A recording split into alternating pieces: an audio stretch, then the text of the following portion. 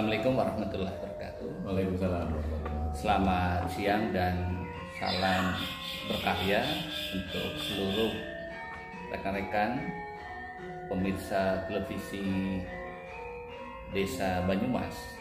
Dan saya Imanuddin melaporkan hari ini saya hadir bersama beliau Pak Saifuddin sebagai Ketua Satria Praja di Kabupaten Banyumas. Tentunya ada sesuatu hal yang akan disampaikan oleh beliau karena kami hadir itu sangat istimewa gitu ya. Sama kasih nih Pak Kades saya dikasihkan waktu untuk bisa kupas tuntas sebetulnya seperti apa Satria Praja dan kami dari televisi Desa Banyumas itu apa sih yang bisa kami lakukan, dan tentunya ini menjadi sebuah bagian publishing yang terbaik karena bagi televisi Desa Banyumas kita mempunyai rating yang bagus gitu ya. Bagusnya gimana? Karena TV Desa Banyumas adalah mengabarkan kebaikan dan memberikan kebaikan untuk desa. Dan itu. Ya. Untuk menyingkat waktu, persilakan Pak Saifuddin untuk membedah kehadiran kami TV Desa Banyumas seperti apa. Ya, terima kasih Mas Iman. Assalamualaikum warahmatullahi wabarakatuh. Waalaikumsalam. Selamat siang pada semua pemirsa televisi Desa Banyumas dimanapun berada. Jadi pertama perkenalkan bahwa kami selaku pengurus organisasi profesi kepala desa di Banyumas, Mas Iman. Jadi ini sebuah organisasi lokal, wadahnya para kepala desa di Banyumas. Profesi berarti? Ya, profesi kepala desa, spesial di situ. Dan itu juga kepala desa aktif, bukan mantan kepala desa. Dan fungsi daripada organisasi ini ya tentunya sebagai wadah perjuangan bersama-sama dengan pemerintah Kabupaten Banyumas, dengan legislatif, yudikatif, dan aparat kepolisian, TNI ini bersama-sama untuk menjaga keamanan, ketertiban di Kabupaten Banyumas. Tentunya dalam hal ini kami selalu bersinergi dengan Pemkab, kemudian DPRD untuk bersama-sama mengawal, mengkritisi sebuah regulasi yang mengatur tentang desa, sehingga kita saling asah, saling asuh, dan asih dalam rangka untuk bersama-sama memajukan desa di Banyumas yang jumlah 301 desa. Begitu Mas Iman untuk perkenalan Satria Praja. Terima kasih nih Pak Saifuddin. Ini kalau bicara saling asah, saling asuh gitu ya. Nah, berarti kalau bahasa saya itu adalah merangkul, membawa, dan tentunya tidak boleh ada yang tertinggal. Betul. Nah, kalau saya simpel aja, semua orang itu punya peran, tapi nggak boleh berperan karena semuanya itu punya peran masing-masing. Betul. Nah, di sini yang menarik adalah bentuknya seperti apa sih? Apakah Satria Praja itu harus melahirkan sesuatu sehingga itu bisa tanda kutip itu sebuah intervensi kepada pemerintah, karena tadi disampaikan adalah membantu gitu ya, sebagai mitra, sehingga apa yang menjadi sebuah pemikiran di Satria Praja karena ini adalah sebuah perkumpulan yang profesi dan semuanya adalah kepala desa aktif. Begitu Pak? Enggak. Ya, jadi harapan kami di Satria Praja ini bagaimana peran kawan-kawan kepala desa di Banyumas ini bisa mengoptimalkan masing-masing desa ini dari desa miskin menjadi desa tidak mampu, menjadi desa mampu, desa berkembang, dan menjadi desa maju. Nah, terlebih saat ini adalah desa menerima kucuran dana desa dari pusat atas perintah dari produk hukum yaitu Undang-Undang 6 2014 tentang desa. Saya kira peran kepala desa dalam hal ini sangat berpengaruh untuk memajukan desanya masing-masing melalui dana desa.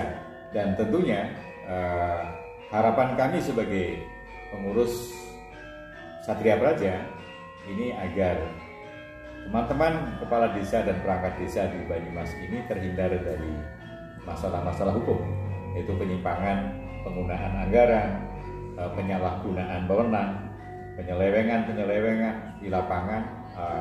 Harapan kami ini tidak akan terjadi di Banyumas, dan insya Allah Banyumas cukup tertib dalam hal ini. Tetapi ini perlu kebersamaan, perlu kolaborasi antara desa yang satu dengan desa yang lain, sehingga itu tadi yang saling asah, asih, dan asuh itu yang dibutuhkan di dalam kami berorganisasi untuk bersama-sama memajukan desa di Banyumas. Oke gini Pak, ini kan kalau saya melihat ya Pak, tadi ada sebuah capaian dari desa yang miskin sampai maju dan terakhir adalah mandiri. Ini kalau saya lihat di sebuah hasil pencapaian IDM dari desa membangun 300 desa, baru 15 desa mandiri Pak. Ya. Tahun 2022. Nah, apakah Satria Praja ingin membedah mungkin ada sesuatu baru 15 dari 301 desa gitu ya. Ini kan kalau kita berpikiran harus kita berangkat dari sebuah sistem yang sama, energi yang sama, sehingga kita akan memberikan yang terbaik buat kabupaten ini. Ya. Sebetulnya kalau sampai ke data seperti itu, apa yang dilakukan oleh Satria Praja? Ya, kami melihat kenapa dari 301 desa ini baru 15 desa yang mandiri dinyatakan lolos sebagai desa mandiri. Ini satu akan berpengaruh dengan pemeran pemerintah dalam hal ini. Artinya pemerintah ini berikan sepenuhnya kepada desa sesuai dengan musyawarah desa di masing-masing. Kewenangannya. Jadi hasil musdus dibawa ke musyawarah desa, kemudian ditetapkan dalam APBDes, ada produk hukum yaitu peraturan desa. Nah, tetapi ketika contoh misalnya ini yang saat ini terjadi adalah turunnya Perpres 104 yang mengharuskan persentase ya. Dana desa ini 40% untuk BLT, 20% untuk ketahanan pangan, 8% untuk penanganan COVID-19. Nah, sehingga tersisa berapa? Ini 22%. Nah, ini masih juga digunakan untuk pemberdayaan masyarakat. Sehingga fisik, kemudian penanganan BUMDes yang mestinya ini sebagai pilotnya untuk memandirikan desa, ini sehingga menjadi terhambat. Nah, lain halnya ketika memang desa itu sudah surplus begitu, PAD-nya desa tinggi, ditambah dana desa, nah ini mendorong desa ini menjadi desa mandiri. Gitu. Berarti kuncinya masih adanya pembatasan kewenangan desa karena ada sebuah regulasi ya Pak ya. Betul. Saya kira begitu Mas Iman. Dan yang ketiga ini memang butuh ini kolaborasi antar desa.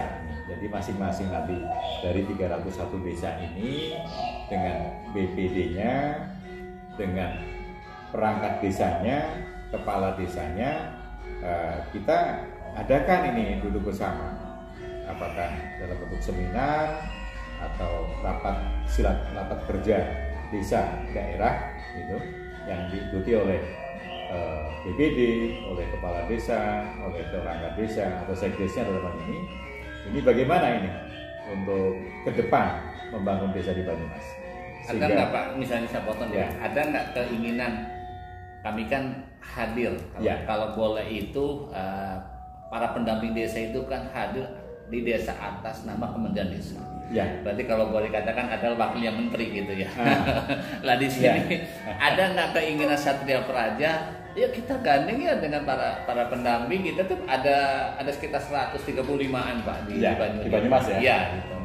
Nah, kita punya misal Satria Praja itu punya PR seperti ini gitu ya. Nah, ini gimana menurut para pendamping itu bisa nggak? Nah, ini kan karena Pak tadi disampaikan adalah butuh sebuah kolaborasi, karena kalau kita punya kolaborasi yang bagus berarti kita punya energi yang sama, kita punya tujuan yang sama, tentunya adalah kita masyarakat Banyumas itu tetap satria Pak. Ya, gitu. Amin. Ya, jadi saya sepakat Mas Iman. Pendamping desa ini harus dimaksimalkan oleh masing-masing desa. Karena dengan hadirnya pendamping desa ini, saya yakin desa di Banyumas ini menjadi peran yang sangat penting dengan kehadiran para pendamping. Oleh karena itu kami Satria Praja ini sangat membutuhkan kehadiran para pendamping desa untuk mendorong agar desa ini menuju ke desa mandiri. Karena diketahui bahwa perlu diketahui oleh rekan-rekan, dana desa ini tidak selamanya nanti akan ada. Nah, ini mumpung masih ada, nah sehingga nanti bagaimana peran pendamping desa ini bisa mengangkat. Harapan kami sebenarnya sebuah keberhasilan dari pendamping desa, keberhasilan camat, keberhasilan kepala desa, keberhasilan bupati, keberhasilan anggota DPRD. Ini bagaimana ini mengangkat dari desa yang tidak mampu menjadi desa yang mampu atau bahkan surplus begitu menjadi desa mandiri. Ini PR yang terpenting dalam penanganan desa. Lain halnya kalau desa memang sudah sumber pendapatan desanya tinggi, kemudian peran serta masyarakatnya sudah aktif begitu, karena memang SDM dan hak asal usul desanya juga sudah baik begitu. Nah ini saya kira tidak ada masalah. Tapi bagi desa-desa yang memang di daerah pinggiran, PAD-nya rendah, bahkan janggolan. Masih ada janggolan ya Pak ya? Masih ada 30 desa janggolan. Wah. Di Kabupaten Banyumas. Nah ini bagaimana peran pendamping ya, gitu ya? Peran pendamping. Mungkin dalam advokasi gitu ya? Betul. Nah ini perlu diadvokasi agar rekan-rekan kami, saudara-saudara kami yang desa janggolan, kemudian desa sebenarnya ada yang desa punya bengkok, tetapi sebenarnya semi janggolan. Maksudnya gimana Pak? Ya, jadi bengkok ini sebagai tambahan penghasilan atau sebagai sumber pendapatan desa, ini tidak mencukupi.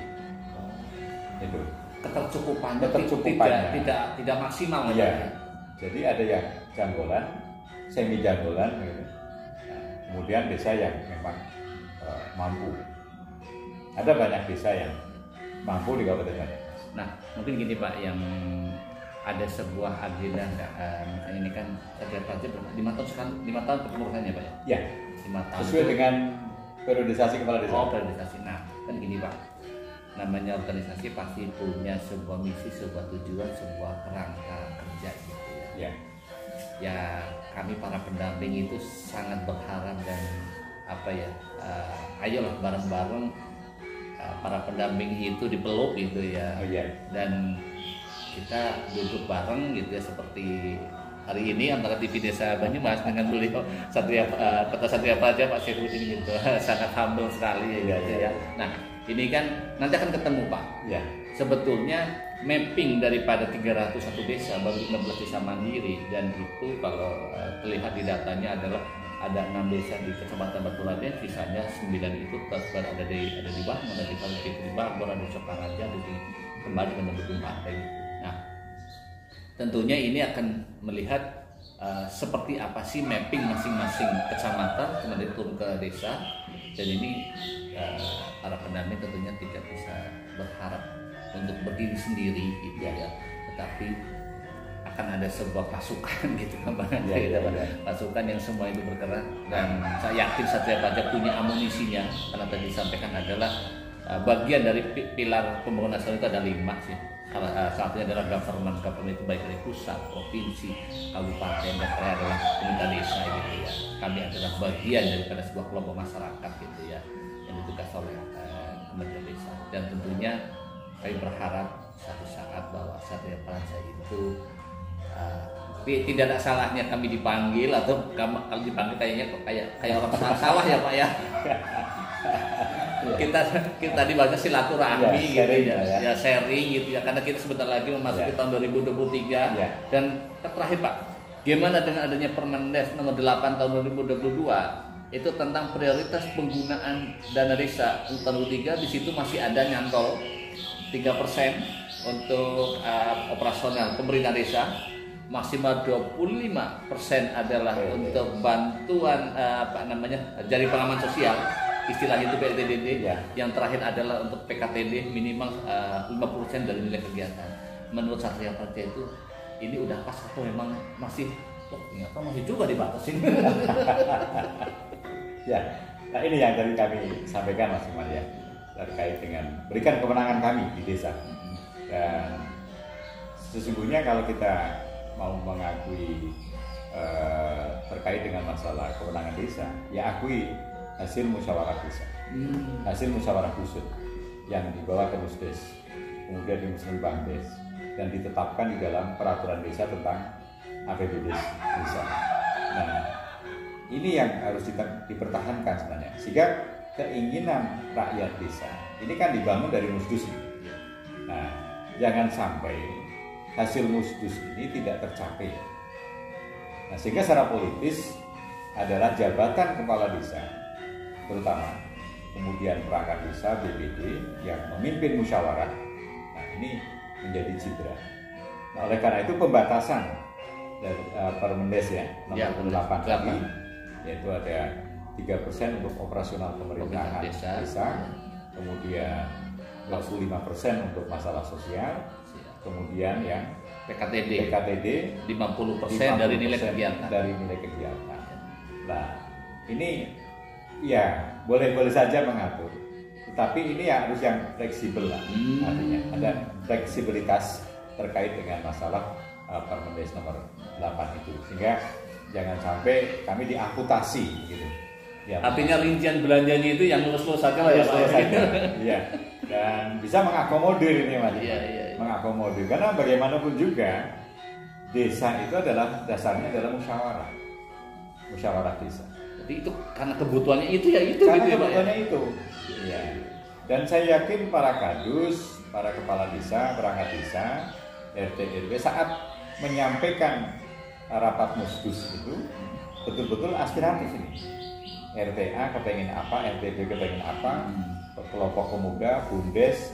Nah, ini kalau ini terakomodir, inilah yang dinamakan potensi di desa. Nah, oke, ini Pak, terima kasih sekali saya dari TV Desa Banyumas atas kesempatan waktunya yang diberikan oleh Satria Praja oleh beliau Pak Saifuddin. Makanya kenapa menjadi hal yang terbaik kami hadir adalah ingin memberikan hal yang baik dan memberikan kebaikan untuk desa. Dengan tadi ada data, oh ini ada kegiatan kemarin kok Musdus, datanya mana ini. Setidaknya kalau kita punya video, punya data yang lengkap, otomatis beliau yang punya kewenangan. Ini loh kami butuhnya. Nah, maksudnya kayak gitu loh Pak. Iya. Nah, ini yang kami harapkan Mas Iman. Jadi silahkan para rekan-rekan kepala desa, perangkat desa BPD. Ini Banyumas kan sudah hadir ini. Iya, sudah hadir Pak. TV desa ini. Iya, Pak.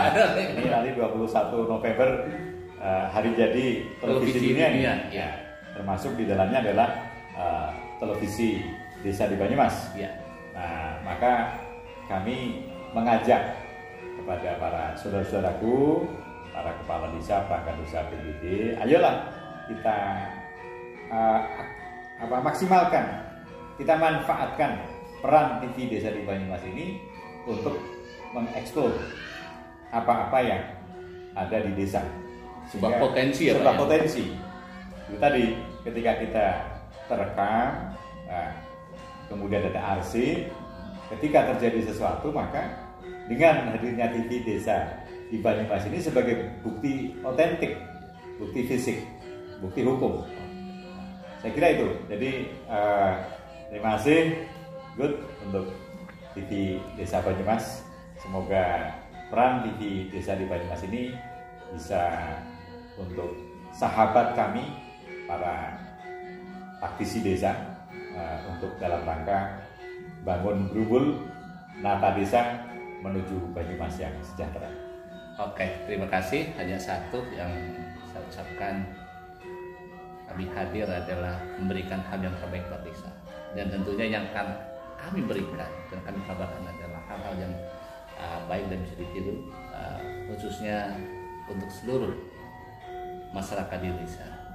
Dan saya atas nama TV Desa Banyumas mengucapkan terima kasih kepada Satria Praja telah memberikan waktunya. TV Desa Banyumas pancen ngapak dadi kepenak.